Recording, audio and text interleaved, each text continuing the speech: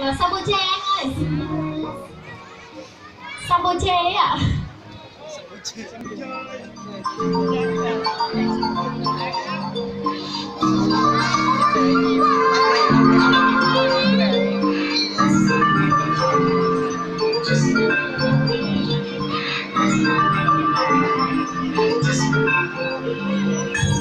Nhìn lại chặng đường ta đã bước, từng từng điều mình luôn ước, cho em tươi vui khi nắng sớm.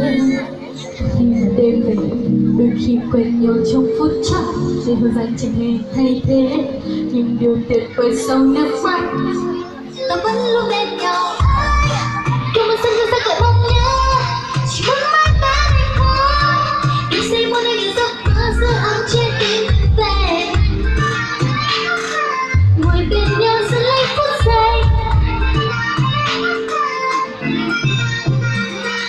Let's believe in love, just believe in me.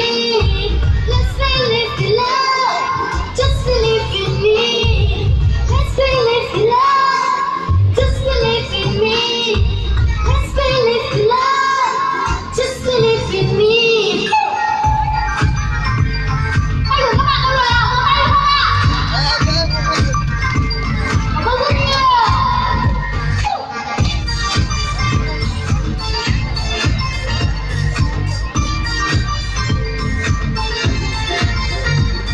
Chỉ còn 15 phút anh có chút yên vàng. Giờ anh còn biết em rồi mình đi ăn thì đâu bí mật hôm nay. Không phải lời lắm phải là tình yêu và cây được từ cô em xứ Bắc vì người ta nói đường đến tình yêu gần nhất.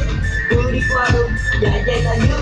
Tình yêu dành cho em bắt buộc tùy theo họ dù một ngày chạy tuổi anh cũng không ân hận đâu. sẽ chẳng một ai khiến em đổi thay, tình yêu của đôi ta